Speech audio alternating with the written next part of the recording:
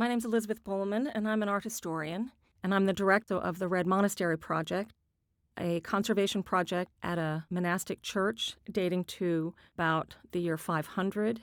And the best preserved part of it is the sanctuary that rises up in 2 levels of niches topped by 3 enormous semi-domes, above which a modern 20th century dome covering the center.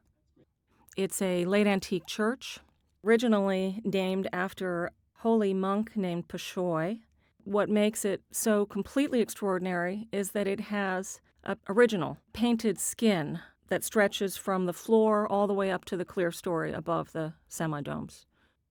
And it was built for an intentionally formed ascetic community of men who chose to renounce the world, devoting themselves to God and hopefully improving themselves to the point where they would, after death, receive admission to paradise and eternal life.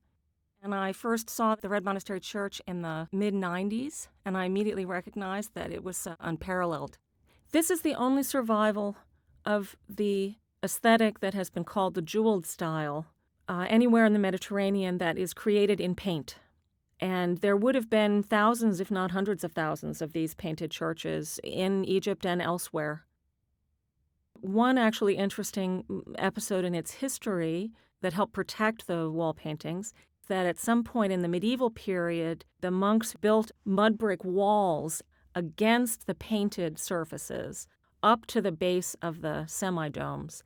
And that wall was removed about a century ago, but for 500 years, those paintings were protected by this mud brick wall.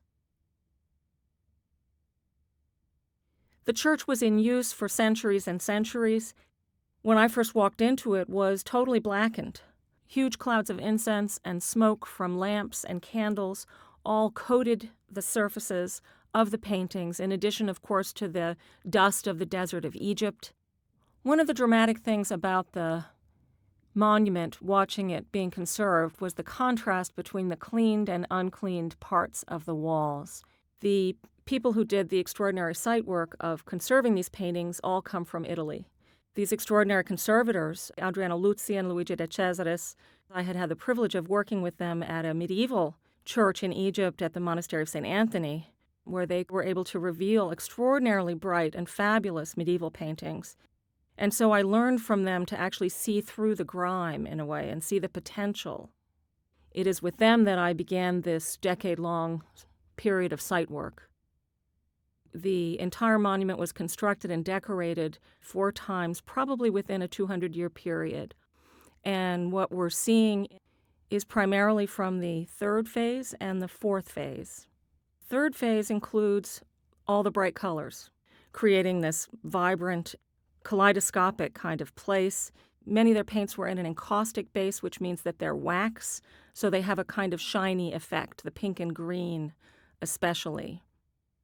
And they were interested in creating a riotous effect that encouraged your eye to jump from one part of the church to another.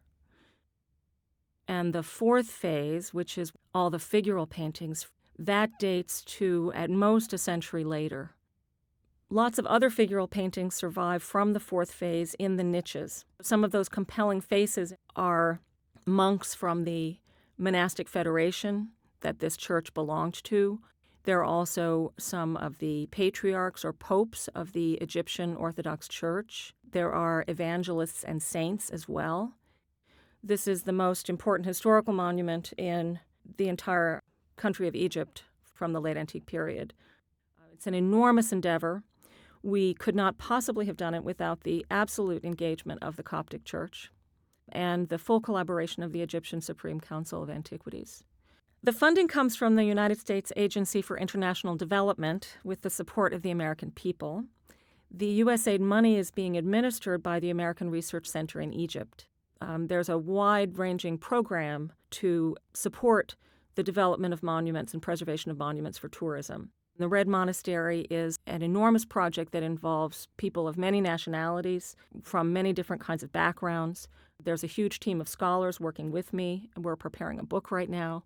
So it's a fantastic international team. And Working with them has been such a great privilege.